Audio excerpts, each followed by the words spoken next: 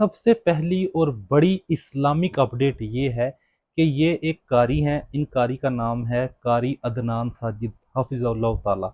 ये कारी अदनान साजिद ऐसा बयान करते हैं कि वो दिल को छू जाता है, और मुकम्मल कुरान और हदीस के रेफरेंस के साथ। यानी अगर आप इस्लाम 360 पर सर्च करें ना, तो आपको वो चीज़ एग्जैक्टली मिल जाएगी जो ये बयान कर रहे हैं।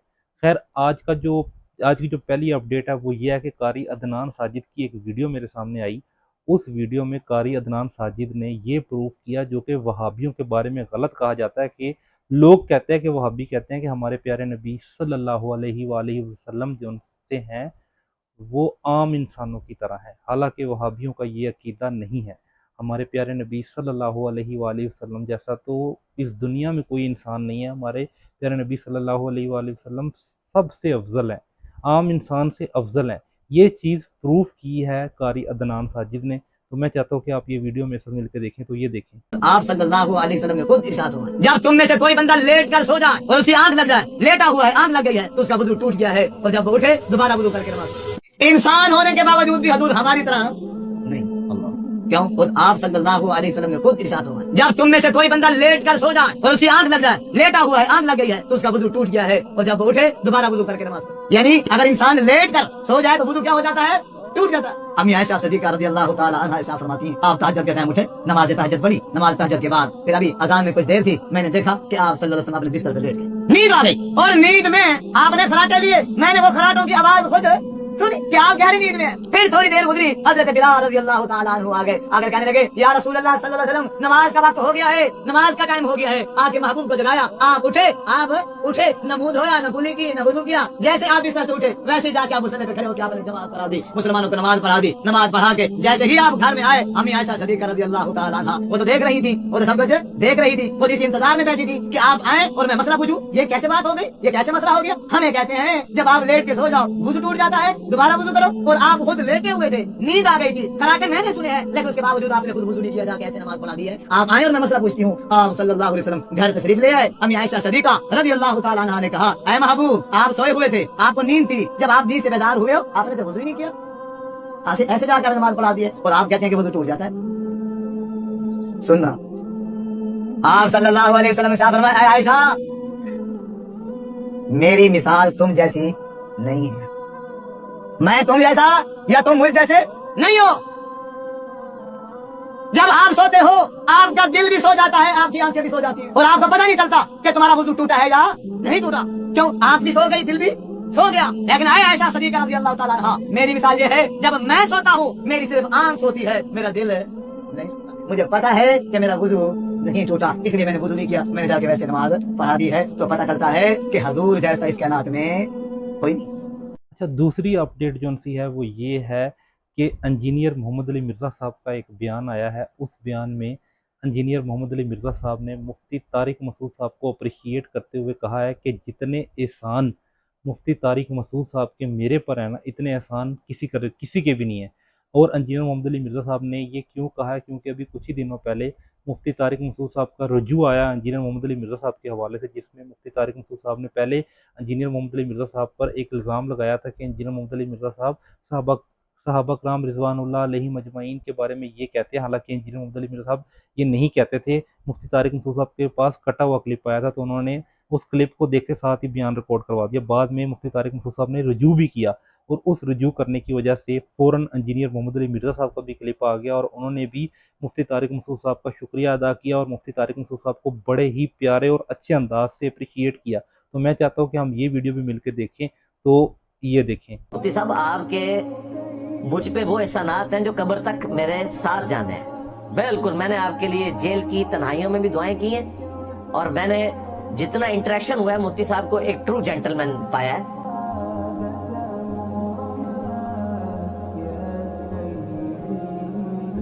नेक्स्ट अपडेट ये है कि अभी रिसेंटली साहिल अदीम भाई का एक पॉडकास्ट हुआ है एक मशहूर मशहूर जर्नलिस्ट के साथ। मैं उनका नाम तो नहीं लेता, आप खुद ही वीडियो देख के पहचान जाएंगे कि वो मशहूर जर्नलिस्ट कौन है जिनके साथ साहिल अदीम का पॉडकास्ट हुआ है। लेकिन साहिल अदीम के इस पॉडकास्ट में इनसे साहिल अदीम के बारे में, मतलब कि इन जर्नलिस्ट ने साहिल अदीम से पूछा है कि इनका सोर्स ऑफ इनकम क्या है, इनके बिजनेस क्या है।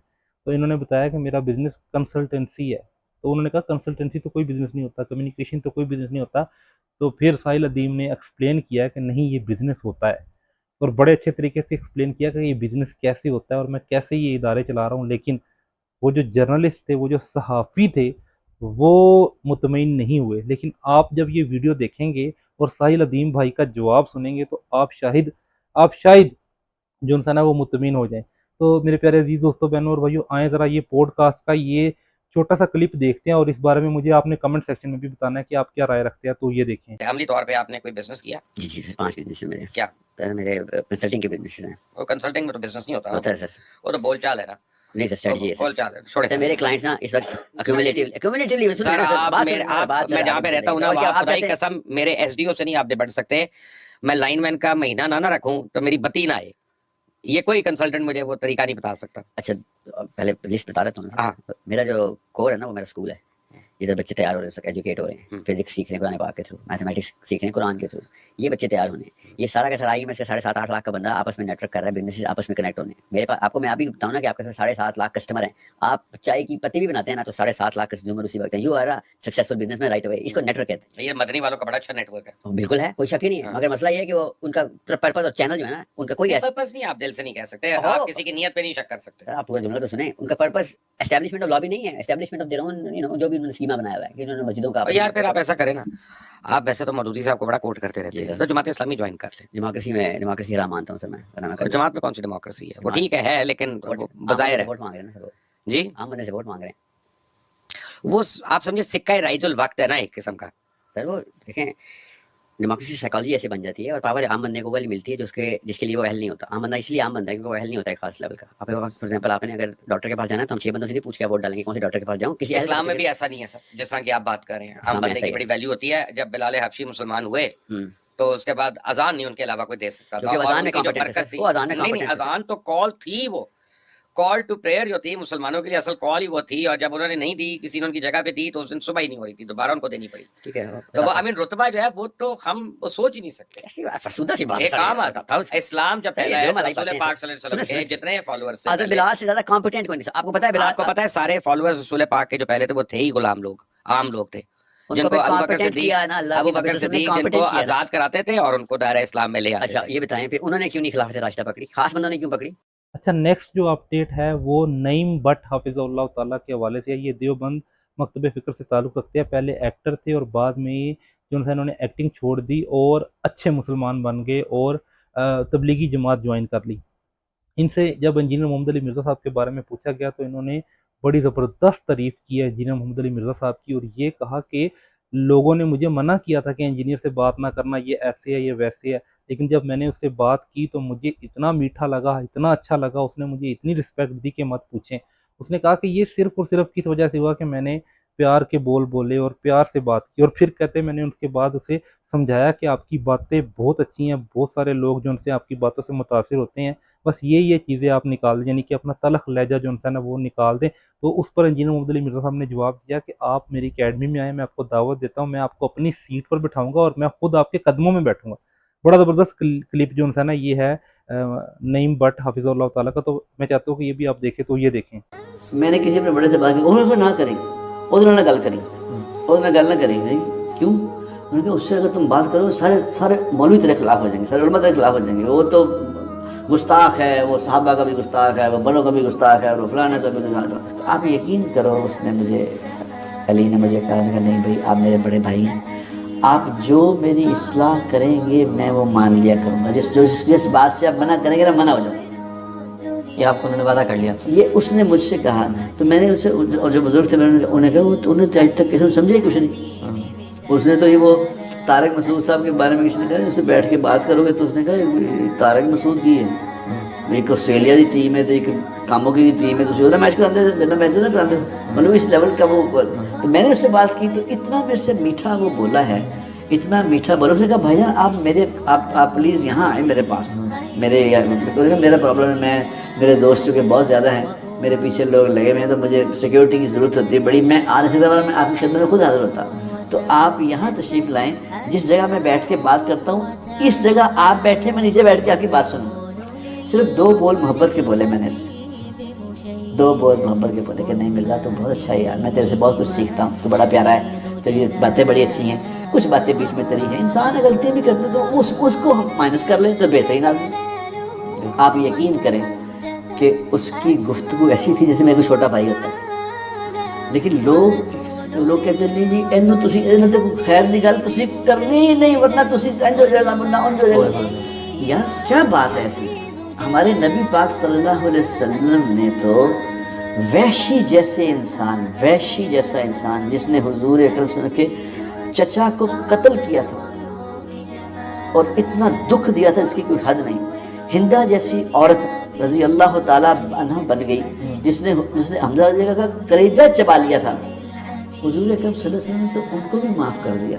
यानी इतनी हुजूर अकरम सल्लल्लाहु अलैहि वसल्लम इतने बोझ था इस बात का, वैशी के बारे में इतना बोझ था कि आप जब वो ईमान ले आया, मुसलमान हो गया, तो आपने फरमाया कि वैशी तो मुसलमान हो गया है, लेकिन यार तुझसे ये है हंदा को करें, मेरे सामने ना बैठा, हंदा को बिल्कुल ठीक है, मेरे पीछे बैठा। सही। नेक्स्ट और लास्ट अपडेट ये है कि अभी मेरे सामने एक वीडियो आई राशिद महमूद रिजवी हाफिज़हुल्लाह ताला की, जो कि बरेलवी आलिम हैं और बहुत बड़े बरेलवी आलिम हैं, हनफी बरेलवी आलिम हैं और दलाइल जो है इनके पास मौजूद है, लेकिन थोड़ा सा इनका नॉलेज की प्रॉब्लम यह है कि इन्होंने अपने मुताबिक दलाइल इकट्ठे किए हुए हैं। इनसे खैर एक बंदे ने सवाल पूछा कि मैं अगर कभी कभी रफुल यदैन कर लूँ, क्योंकि हमारे प्यारे नबी सल्लल्लाहु अलैहि वसल्लम ने कभी कभी रफुल यदैन तो किया है, तो इसमें कोई हर्ज तो नहीं है, मुझे गुनाह तो नहीं मिलेगा। तो उसका मुफ्ती राशिद महमूद रिजवी हाफिज़हुल्लाह ताला ने जो जवाब दिया उससे मैं तो सेटिस्फाई नहीं हुआ, क्योंकि उन्होंने ऐसा जवाब दिया कि मैं अपने मुंह से बोल नहीं सकता। तो मैं चाहता हूँ कि ये जवाब आप खुद सुने, तो ये देखें। हाँ जी अस्सलाम वालेकुम मुफ्ती साहब, सवाल ये था कि अगर कोई शख्स इस बात पे मुतमईन हो कि रफुल यदैन के बगैर नमाज पढ़ी जाती है, जैसे कि हम लोग सब रफुल यदैन के बगैर नमाज पढ़ते हैं, लेकिन मतलब अगर कोई शख्स मुतमईन है और जैसे हम लोग करते हैं, और अगर वो ये चाहे कि कभी कभी चूंकि रसूलुल्लाह सल्लल्लाहु अलैहि वसल्लम ने रफुल यदैन के साथ नमाज पढ़ी थी और वो ये चाहे कि यार चले मैं कभी कभी रफुल यदैन के साथ नमाज पढ़ लूँ, तो क्या वो नमाज पढ़नी जायज़ है? उसके बारे में आप उसका मैं जवाब अर्ज करता हूँ कि देखें, पहली तो बात यह है कि वो जो रफ़ा यदैन नहीं करता, जो बंदा नमाज में रफ़ा यदैन नहीं करता, वो क्यों नहीं करता? वो क्यों नहीं करता? वो इसलिए नहीं करता कि रफ़ा यदैन ना करने के दलाइल राजे हैं और वो ये समझता है कि ये अमल मतरूक हो चुका है। रसूलुल्लाह सल्लल्लाहु अलैहि वसल्लम से हमेशा ये अमल साबित नहीं है, ये तर्क किया हुआ अमल है। जब अल्लाह के नबी अलैहिस्सलातु वस्सलाम ने एक अमल को तर्क कर दिया, उसको छोड़ दिया, और हुजूर अलैहिस्सलातु वस्सलाम से वो अमल हमेशा साबित नहीं है, तो फिर अब वो कर रहा है तो उसका ये करना जायज़ नहीं है। मैंने मिसाल आपके सामने रखी। एक बंदा वो कहता है कि मैं कभी कभी सोने की अंगूठी पहन लेता हूँ क्योंकि रसूलुल्लाह सल्लल्लाहु अलैहि वसल्लम ने पहनी तो थी ना, हुजूर से पहना साबित है ना, मैं पहन लेता हूँ कभी कभी, तो क्या उसको पहनने की इजाजत दे देंगे इस बुनियाद पे कि हुजूर ने पहनी थी? वो कहता मैं कभी कभी रेशम के कपड़े पहन लिया करूंगा क्योंकि हुजूर ने एक दफा तो पहने थे ना, तो उसको इजाजत नहीं हो सकती। क्यों? इसलिए कि इस अमल को तर्क कर दिया गया, इस अमल को छोड़ दिया गया, तो इस बुनियाद पे उसको करने की इजाजत नहीं है। और फिर ये भी बात याद रखें, जिस माशरे में इस वक्त हम मौजूद है ना, मैंने अर्ज किया कि ये हमारा जो ये मसला है रफुल यदैन का, ये फ्रूई मसला है, कुफर इस्लाम का मसला, फ्रूई मसला, इख्तिलाफी इज्तिहादी मसला है। लेकिन हमारे इस मुआशरे में इस मसले को एक सिंबल के तौर पे, अलामत के तौर पे रख दिया गया और इस मसले को गैर मुकल्लिदीन की तरफ से इस तरह हवा दी गई है कि गोया कि जिस बंदे को उन्होंने ये चीजें करवा के रफा यदैन शुरू करवा दिया, समझ लो कि वो सारे का सारा उसको भाभी करने के लिए उन्होंने तैयार कर दिया। तो ये रफा यदैन का मसला अपनी हैसियत के एतबार से तो फ्रूई मसला है, लेकिन ये लोगों को भाभी बनाने का उनके पास एक तरीका है, भाभी बनाने का उनके पास जरिया है। अब मैं आपके सामने मिसाल रखता हूँ। देखिए, कादियानियों के साथ हमारा इख्तिलाफ है। कादियानियों के साथ हमारा इख्तिलाफ क्या है? वो इख्तिलाफ ये है कि कादियानी जो रब्बा ग्रुप है वो मिर्जा गुलाम कादियानी को नबी मानते हैं, खत्म नबूवत के मुनकिर हैं, और लाहौरी ग्रुप वो मिर्जा कादियानी को अपना मजहबी पेशवा मानते हैं, चाहे उसको 14वीं सदी का मुजद्दिद कह के, चाहे उसको मसीह मऊद कह के, उसको कम से कम अपना मजहबी पेशवा जरूर मानते हैं। और जो मिर्जा कादियानी को मजहबी पेशवा तो दूर की बात है, सिर्फ मुसलमान ही माने, वो भी मुसलमान हो सकता नहीं, वो भी काफिर दायरा इस्लाम से खारिज है, उसका इस्लाम के साथ कोई ताल्लुक नहीं। अब हमारा बेसिक उनके साथ ये इख्तिलाफ है। लेकिन अब कादियानियों का जो लोगों को कादियानी बनाने का हरबा है, लोगों को वर्गलाने का जो उनके पास एक हथियार और हरबा के तौर पर जिसको इस्तेमाल करते हैं, वो है मसला हयातो वफाते मसीह अलैहिस्सलाम का मसला। वो इस मसले को अवाम के सामने और सादा लोगों के सामने रखते हैं। देखिए, ईसा अलैहिस्सलाम फौत हो चुके हैं, ईसा अलैहिस्सलाम फौत हो, उनको अल्लाह ताला ने मौत दी है और फौत हो गए, और रूहानी तौर पे वो आसमानों पे उठाए गए हैं। बाकी उनकी कब्र जो है वो कश्मीर श्रीनगर में मौजूद है। ईसा अलैहिस्सलाम फौत हो चुके हैं। यहाँ ये बात याद रखें, ईसा अलैहिस्सलाम फौत हो चुके या फौत नहीं हुए, ये कादियानियों के साथ हमारा बुनियादी मसला नहीं है। बुनियादी उनके साथ मसला क्या है? खत्म नबूवत के वाले से। लेकिन वो मसला ये सामने रखते हैं, ये मसला जब किसी ने कादियानियों का मान लिया, तस्लीम कर लिया, अब उसके ऊपर एक असर पड़ेगा और उसके ऊपर एक दिमाग के ऊपर ये चीज जब सवाल होगी कि भाई ये मसला तो उनका सही है और बरहक है, तो इसका मतलब ये है कि बाकी मसलों में भी वो सही है और हक है। नतीजतन कादियानी होने का उसका ये जरिया बन जाएगा और लोगों को कादियानी बनाने का उनके पास ये हथियार है। अब लोगों को वहाबी गैर मुकल्लिदीन बनाने का इनके पास जो हथियार है वो है मसला रफुल यदैन, और उसकी मैंने वजाहत भी हमने तला कर दी है। लिहाजा जो इमाम अबू हनीफा रहमतुल्लाह का फिक़ी इज्तिहादी मसाइल में मुक़ल्लिद और पैरोकार है, उसको अपने इमाम की इत्तिबा से उदूल की इजाज़त है। तो देखा मेरे प्यारे अजीज दोस्तों, बहनों और भाइयों, ये थी जी अब तक की सारी अपडेट्स। अगर आपको मेरी वीडियो अच्छी लगी है तो कमेंट सेक्शन में माशाल्लाह लिख के मेरे चैनल को सब्सक्राइब ज़रूर करना, ताकि आपको एज सून एज पॉसिबल नई से नई अपडेट मिल सके। जज़ाकुमुल्लाह खैर।